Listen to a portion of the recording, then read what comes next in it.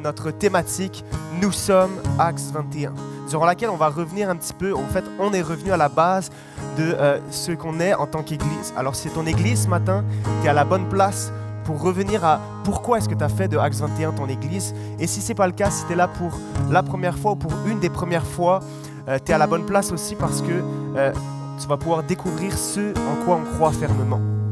Alors peut-être tu l'as déjà lu ou entendu ici ce matin, mais Acts 21, une église qui existe pour nous inspirer à découvrir Dieu.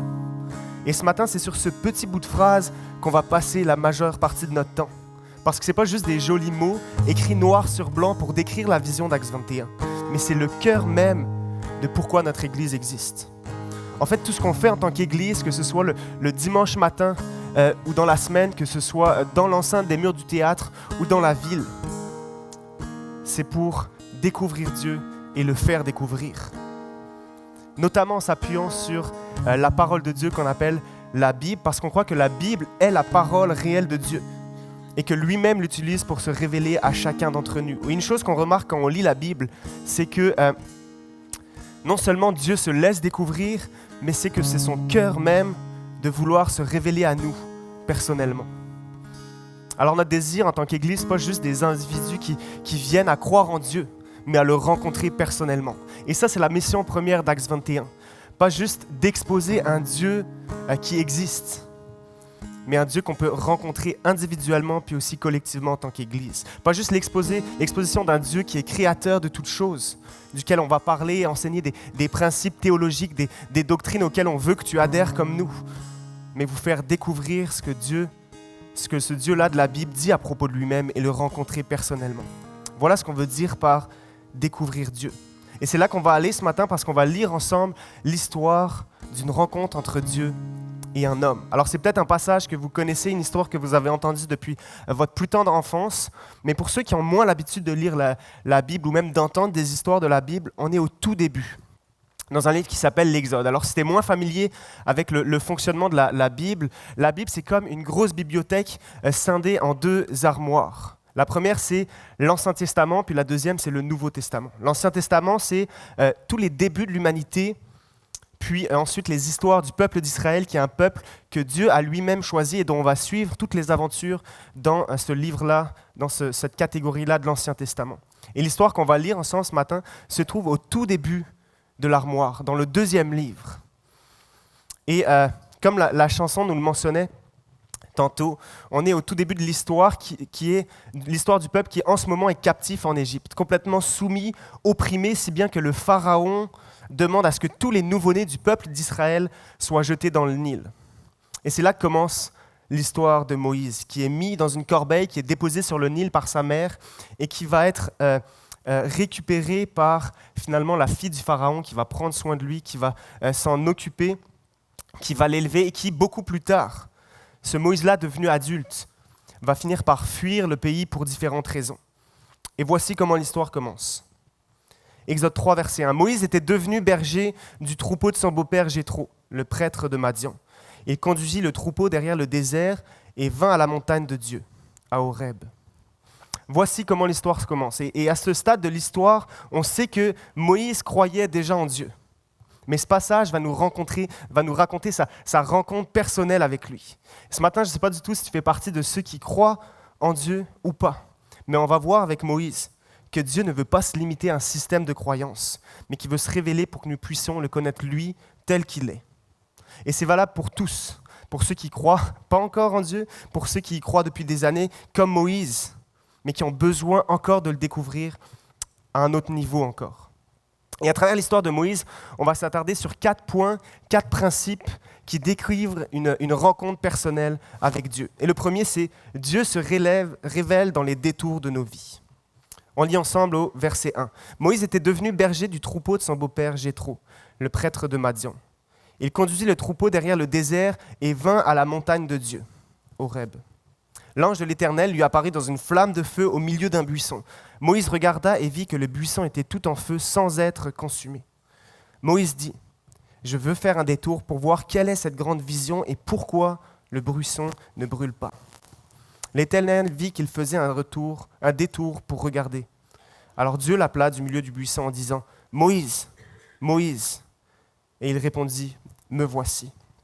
Dans cette région précise, à l'époque où Moïse se trouvait, à cause du climat, de la température, de la sécheresse ambiante, c'était pas rare que les buissons partaient en feu. Mais ce qui surprend Moïse ici, c'est que ce feu-là ne s'arrête pas. Parce que normalement, une fois que toutes les branches, que toutes les feuilles, que tout le bois a été consumé, le feu est censé s'arrêter. Mais pas celui-là.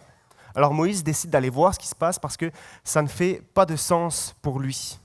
Alors il va dévier de son chemin, il va mettre de côté ses occupations, il va s'arrêter à propos de ses tâches pour aller voir un petit peu de plus près ce qui est en train de se passer. Pourquoi ? Parce que ce que Moïse voyait en ce buisson ne fitait pas avec ce qu'il aurait dû se passer. Ce que Moïse voyait en ce buisson venait déjouer sa conception de la réalité. Thomas Kuhn est un philosophe et scientifique du XXe siècle et il a fait beaucoup de recherches sur des théories, notamment celle qu'on appelle le changement de paradigme. Et sa théorie, c'est la suivante. L'être humain est étroit d'esprit. Alors je sais que tu n'as pas besoin d'être scientifique pour le découvrir. Parfois, être marié à quelqu'un, ça suffit pour le constater.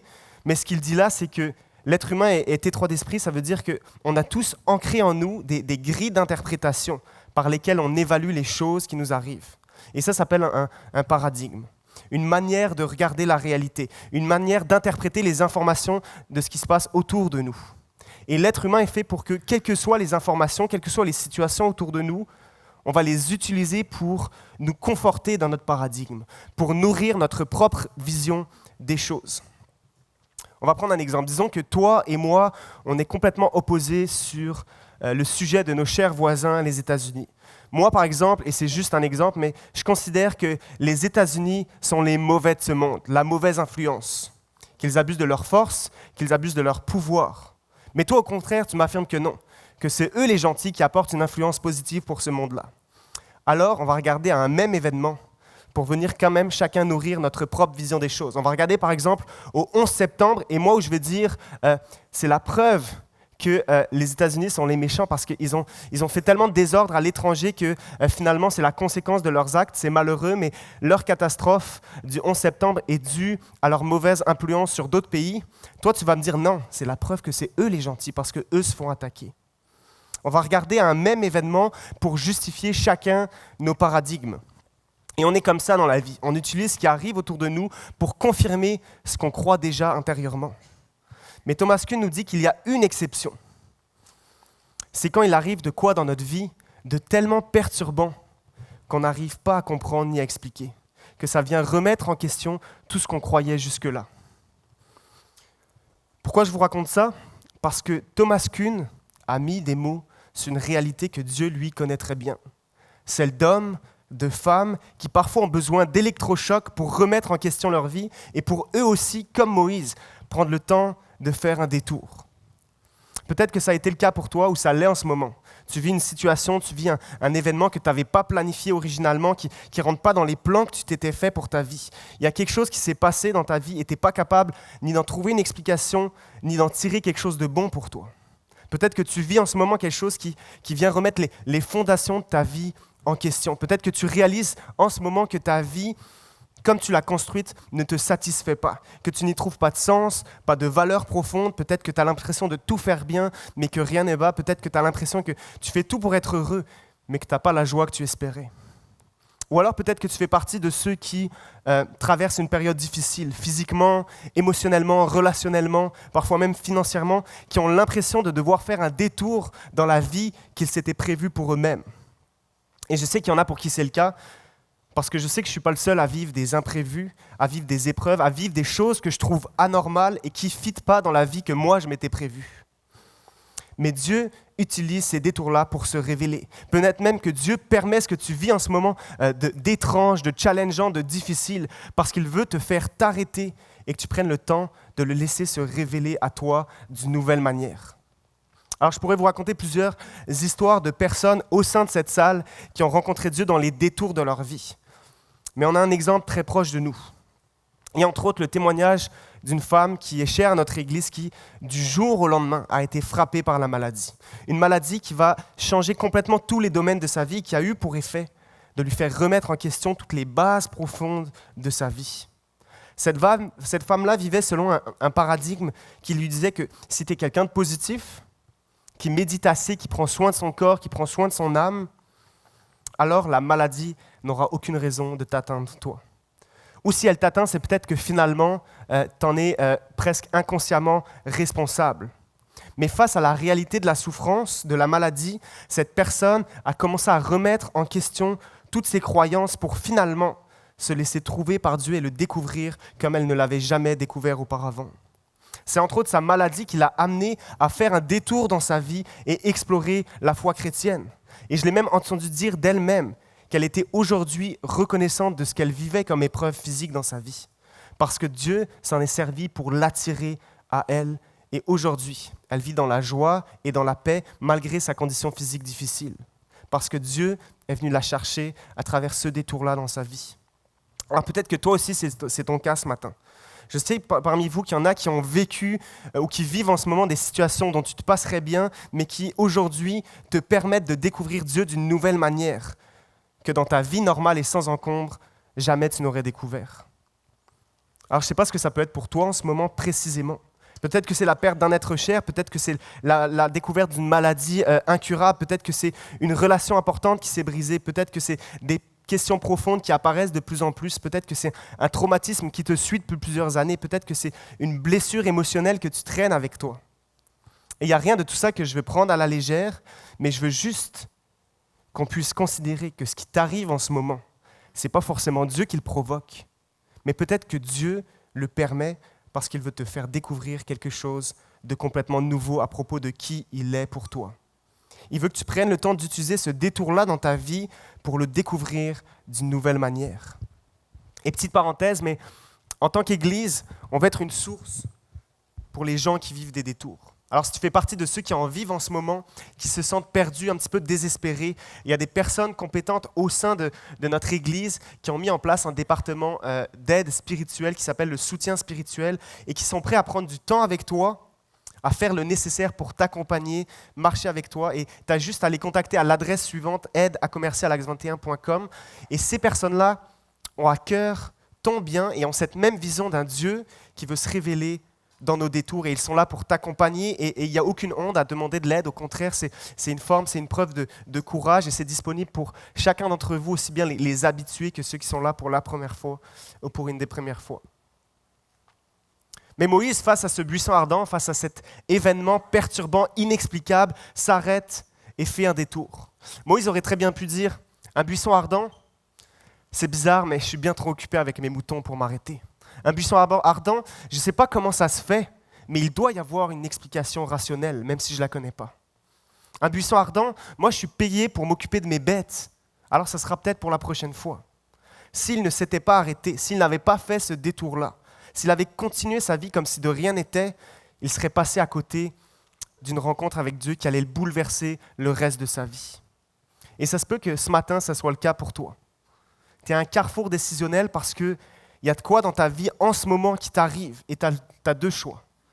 Soit fermer les yeux et rien remettre en question du tout, ou soit comme Moïse, t'arrêter et laisser Dieu se révéler à toi.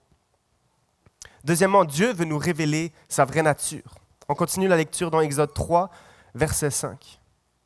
Dieu dit, « Ne t'approche pas d'ici, retire tes sandales car l'endroit où tu te tiens est une terre sainte. » Il ajouta, « Je suis le Dieu de ton père, le Dieu d'Abraham, le Dieu d'Isaac et le Dieu de Jacob. » Moïse se cacha le visage car il avait peur de regarder Dieu. L'Éternel dit, « J'ai vu la souffrance de mon peuple qui est en Égypte et j'ai entendu les cris qu'il pousse devant ses oppresseurs.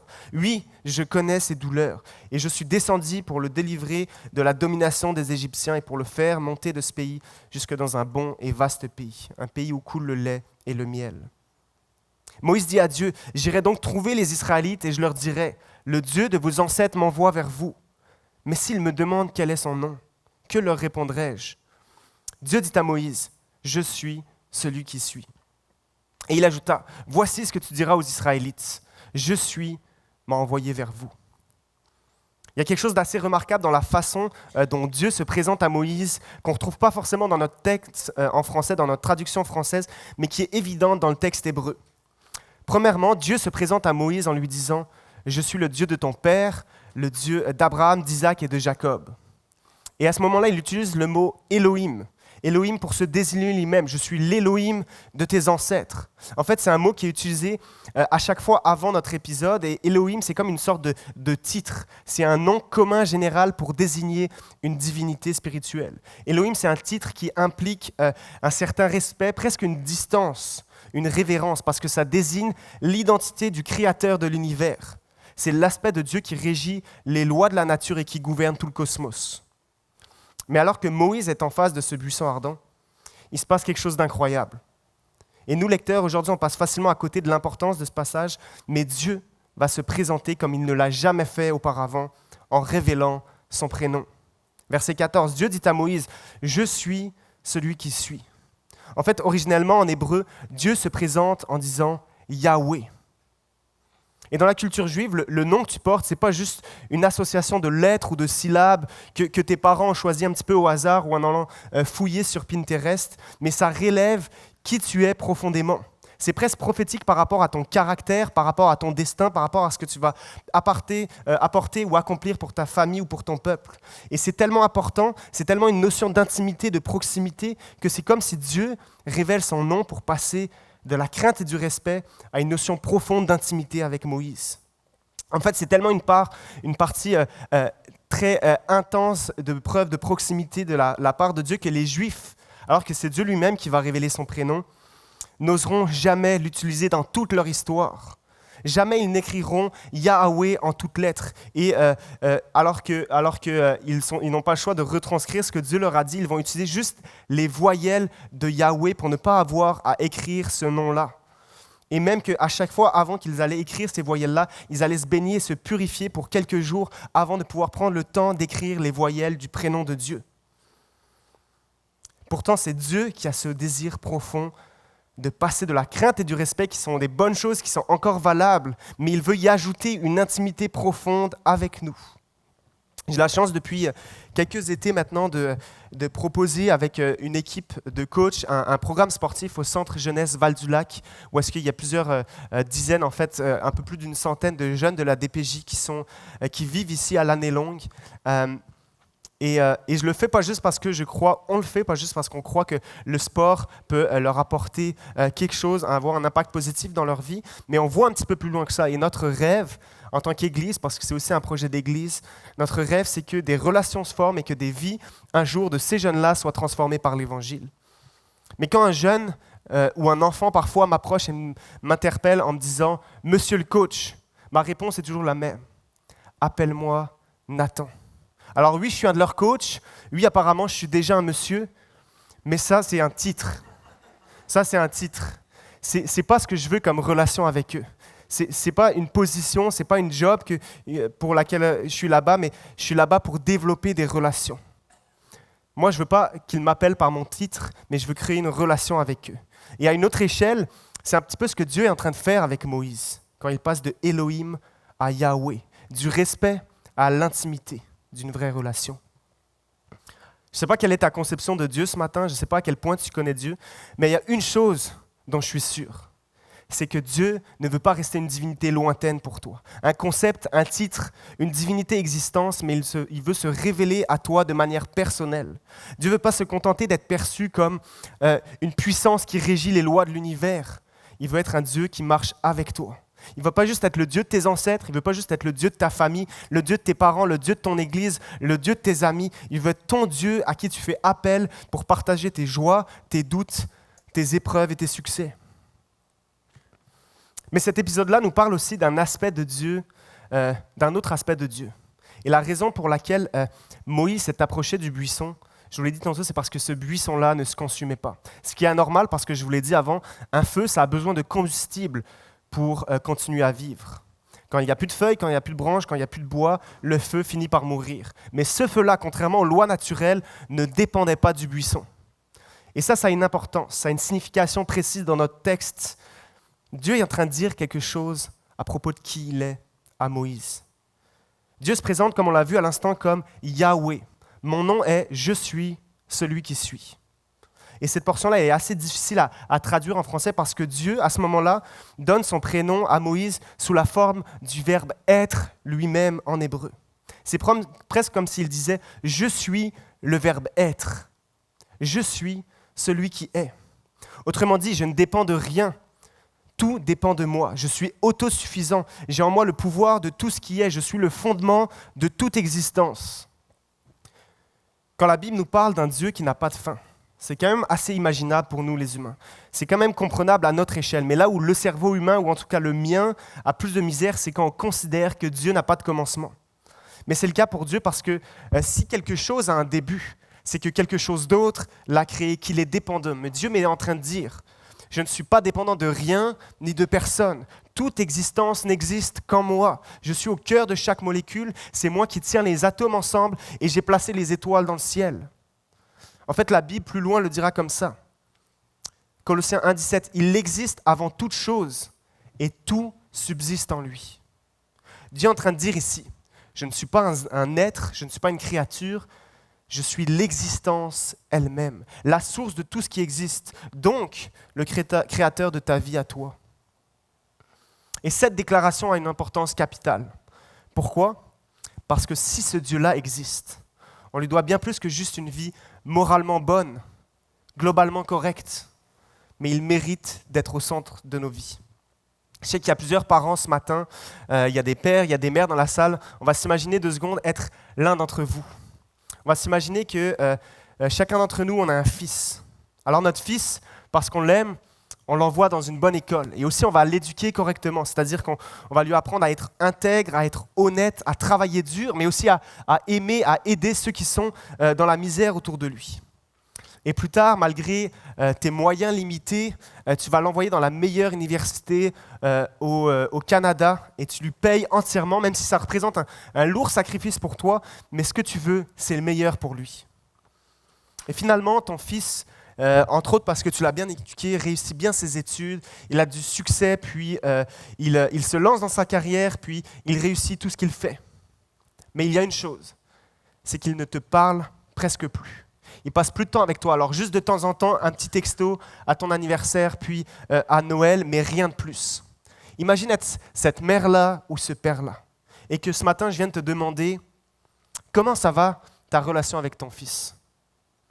Alors tu vas me dire, j'en ai pas vraiment en ce moment, mais tu sais ce qui compte, Nathan, c'est qu'il mène une bonne vie, qu'il travaille dur, qu'il gagne bien sa vie, comme je lui ai enseigné.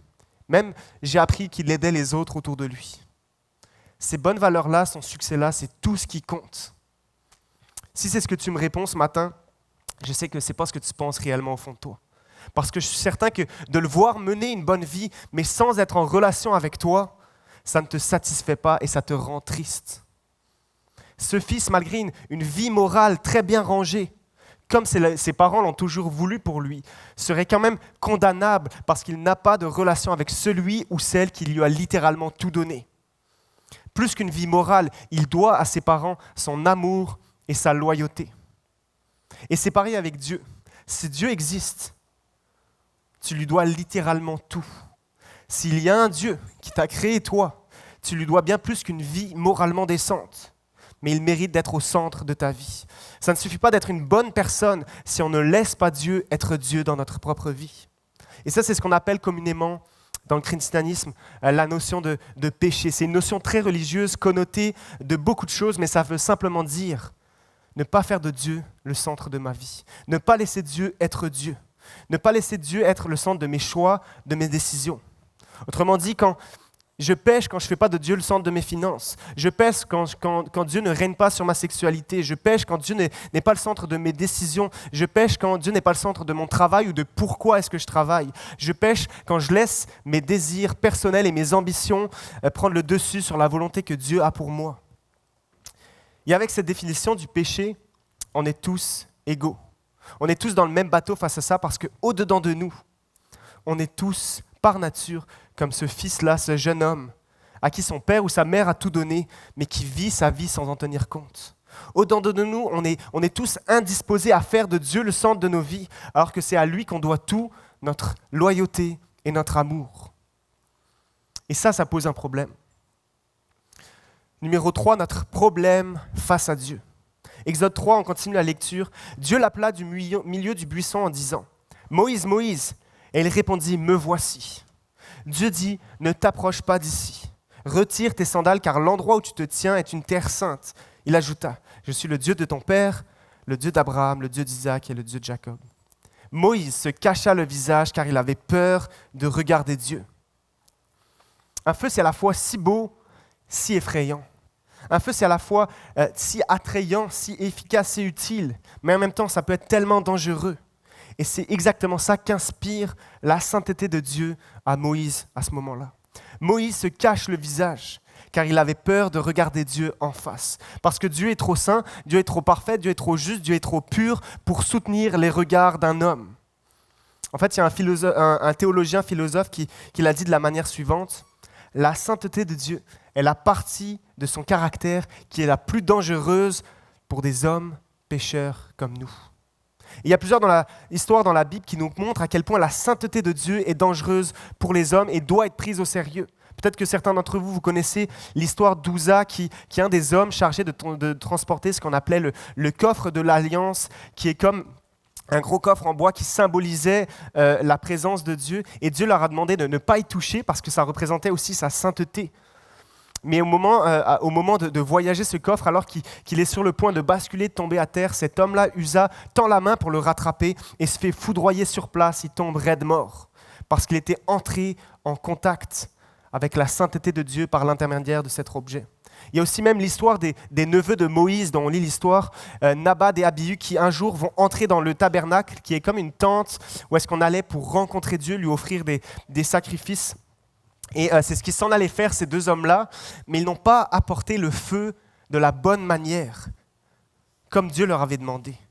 Et quand ils sont entrés, ils sont consumés sur place à cause de leur désobéissance par rapport à la sainteté de Dieu. Un autre exemple, quelques chapitres plus tard, Moïse lui-même va demander à voir Dieu face à face. Et voici ce que Dieu lui répond. « Tu ne pourrais pas me voir et vivre, car l'homme ne peut pas me voir et vivre. » Pourquoi la sainteté de Dieu est dangereuse pour nous ? Parce qu'elle est incompatible avec notre nature profonde pécheresse. La proximité de la sainteté de Dieu révèle qui on est vraiment, à quel point nos cœurs sont empreints du péché, de la laideur et de l'impureté. Moi, vous me croyez ou non, mais une des choses que j'aime faire dans la vie, c'est passer la balayeuse. Alors, vous n'êtes pas obligé de me croire, mais c'est vrai, c'est ce que j'aime faire et le fait que je vous partage cette information-là, ça ne veut pas dire que je vous donne le droit de m'appeler pour venir le faire chez vous, mais comme toute passion, quand on aime quelque chose profondément, on s'équipe en conséquence avec du bon matériel. Donc cet été, je me suis fait un cadeau de moi à moi-même et j'ai remplacé ma vieille balayeuse par une balayeuse sans fil. Et ça a révolutionné complètement ma pratique de l'aspiration. Mais ce qui est le plus fou, c'est pas qu'elle est sans fil, mais c'est qu'elle possède un gadget qui est qu'elle émet une petite lumière au niveau de la surface du plancher. Je ne sais pas s'il y en a quelques-uns qui ont cet aspirateur aussi, mais cette lumière-là, elle fait la différence. Et je ne sais pas de vous vendre quoi que ce soit ce matin, mais je vous le dis. Depuis que j'ai cette petite lumière-là, je vois tellement mieux les miettes par terre. Grâce à cette lumière-là, je vois les imperfections et toutes les saletés de mon plancher. La sainteté de Dieu est comme une lumière qui explose la laideur de nos cœurs. La sainteté de Dieu expose nos imperfections, nos tâches et nos péchés. Alors oui, devant les hommes, tu peux faire semblant de ne pas être si pire. En fait, c'est très facile même de faker un caractère doux, humble, gentil, avenant, rempli de compassion. Devant les hommes, tu peux te faire passer pour quelqu'un de généreux. Mais devant Dieu, tu ne peux pas. On est comme nus devant lui. Sous un projecteur, on ne peut rien cacher, aucun de nos défauts, aucune de nos pensées, aucune de nos failles. La sainteté de Dieu, comme ma balayeuse, vient mettre en lumière les saletés dans ma vie. Notre égoïsme, notre attirance pour l'argent, notre orgueil, notre rébellion, notre tendance à rechercher notre bien et notre plaisir avant toute chose, notre ingratitude, notre manque de compassion pour ceux qui nous entourent, notre absence de foi, notre insensibilité, notre convoitise, toutes ces choses qu'on cache si bien, Dieu les voit parfaitement. Devant Dieu, on est vraiment soi-même. On ne peut pas faire semblant d'être parfait parce qu'il est le seul à voir les tréfonds de notre âme. Voilà pourquoi la sainteté de Dieu est dangereuse pour nous. Et je sais que ce n'est pas l'aspect de Dieu qui est le plus plaisant à entendre, mais c'est ce que la Bible nous présente. Et il y a une tendance populaire dans le christianisme, dans notre monde capital du capitalisme, c'est-à-dire de choisir un petit peu ce qu'on veut de Dieu. Moi, je choisis un Dieu puissant parce que ça m'arrange qu'il m'aide de temps en temps.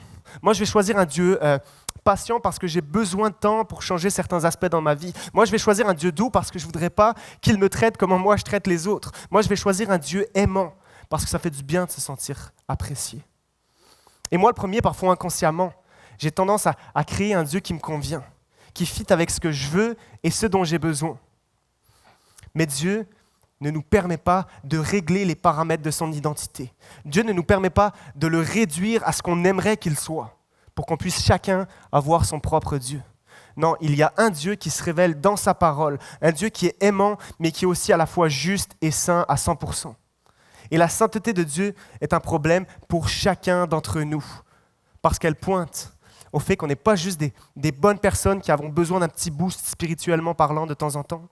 Elle pointe au fait qu'on n'est pas juste des êtres qui avons besoin d'aller à l'église. Elle pointe au fait qu'on n'est pas juste des personnes qui avons besoin de croire au concept d'un Dieu qui existe et qui gouverne l'univers. Mais elle pointe à cette réalité que toi et moi, on est perdus.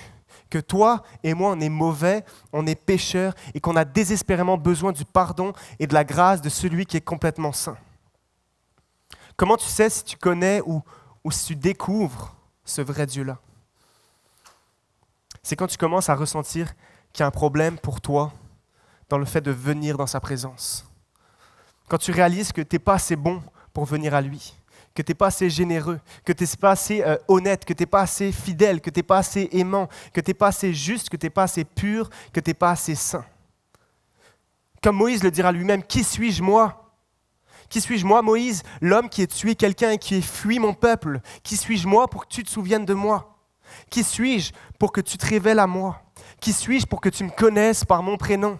Qui suis-je pour que tu t'intéresses à moi? Qui suis-je pour que parmi toute ta création, dans tout l'univers, tu viennes à moi? » J'aimerais inviter l'équipe de louanges et il y a un chant très beau qui dit la chose suivante. « Qui suis-je moi pour que le roi des cieux m'ouvre ses bras? » Oui, toi et moi, on est imparfaits. Oui, toi et moi, on n'a rien en nous qui nous permettrait de nous tenir dans la présence même de Dieu. Pourtant, par sa grâce, il nous ouvre les bras. Alors la grande question, c'est comment c'est possible? Qui suis-je, moi Nathan, pour que toi, Dieu, tu m'ouvres les bras? Et c'est mon quatrième et dernier point ce matin. Le seul moyen par lequel Dieu nous ouvre ses bras. Le texte qu'on a lu ensemble possède la réponse. La réponse d'un Dieu saint, juste, parfait, qui ne tolère pas le péché, mais qui quand même nous ouvre les bras. À plusieurs reprises, on va lire « Dieu appela Moïse depuis le buisson ». Dieu parla à Moïse depuis le buisson. Dieu dit à Moïse depuis le buisson. Et voici ce qu'on lit au verset 2. « L'ange de l'Éternel lui apparut dans une flamme de feu au milieu d'un buisson. » Au tout début de l'histoire, on nous dit que c'est l'ange de l'Éternel qui est dans ce buisson-là. Mais dans tout le reste du chapitre après, on nous dit que c'est Dieu lui-même qui parle depuis le buisson. C'est comme si cette personne-là, l'ange de l'Éternel, elle a à la fois quelqu'un d'autre que Dieu, mais Dieu lui-même. Et dans l'Ancien Testament, il y a plusieurs épisodes où est-ce qu'on retrouve cet ange de l'Éternel. Cet ange de l'Éternel apparaît en fait à chaque fois que Dieu veut s'approcher de quelqu'un, mais sans le détruire.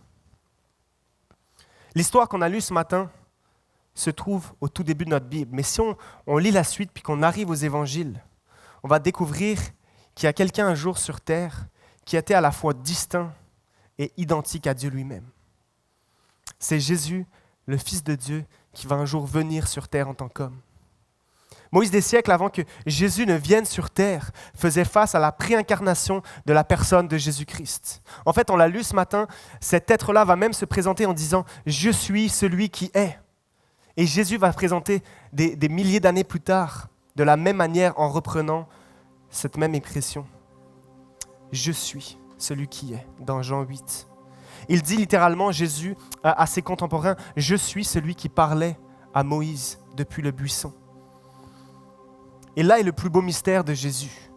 Jésus est la forme ultime sous laquelle Dieu peut enfin s'approcher de nous. Jésus est le seul chemin par lequel toi et moi, nous puissions être en présence de Dieu lui-même sans qu'on soit foudroyé, consumé sur place, parce que lui, un jour, l'a été à notre place. La croix est la preuve la plus terrible de la sainteté de Dieu, parce que Jésus, qui était parfait en tout point, n'a pas été épargné, mais est mort à cause de notre faute. Mais la croix est aussi la plus belle preuve d'amour, parce que Dieu a été prêt à y livrer son propre Fils pour pouvoir être avec toi et moi pour toujours et nous ouvrir ses bras. À la croix, la sainteté de Dieu et son amour se sont rencontrés parce qu'on y voit un Dieu qui satisfait sa justice parfaite pour pouvoir nous accorder sa grâce parfaite. Jésus crucifié est le seul moyen par lequel Dieu nous dit, jusqu'à aujourd'hui, mes bras pour toi sont grands ouverts. En Jésus crucifié, Dieu te dit ce matin, j'ai résolu une fois pour toutes le problème de ton péché. En Jésus crucifié, Dieu te dit ce matin, rien ne peut désormais me séparer de l'amour que j'ai pour toi. En Jésus-Christ crucifié, Dieu nous dit ce matin, tu es mon enfant bien-aimé. En Jésus-Christ crucifié, Dieu nous dit, viens à moi tel que tu es, parce que mes bras pour toi sont ouverts. Et c'est ce Dieu-là dont la Bible nous parle. Et c'est ce Dieu-là qui veut se faire connaître à tout prix, qui a ce désir profond d'être avec nous pour toujours. Et comme il s'est révélé un jour à Moïse, il veut venir se révéler à chacun d'entre nous. À toi qu'il connaît déjà depuis des années, mais qui a besoin d'être encore plus proche de lui, d'avoir une connaissance plus vraie et plus profonde, d'être encore une fois pris dans ses bras.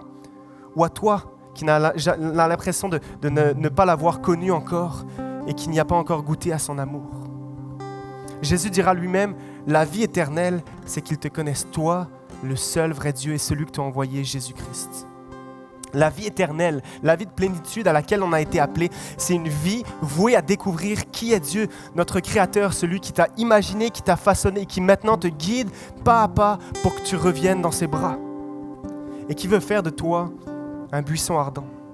Un buisson ardent qui ne se consume pas, parce que son fioul est le Saint-Esprit lui-même, qui vit en nous et qui veut faire de nous des lumières pour le monde, des lumières pour nos familles, des lumières pour notre quartier, pour nos amis, pour nos collègues, pour tous ceux qui nous entourent.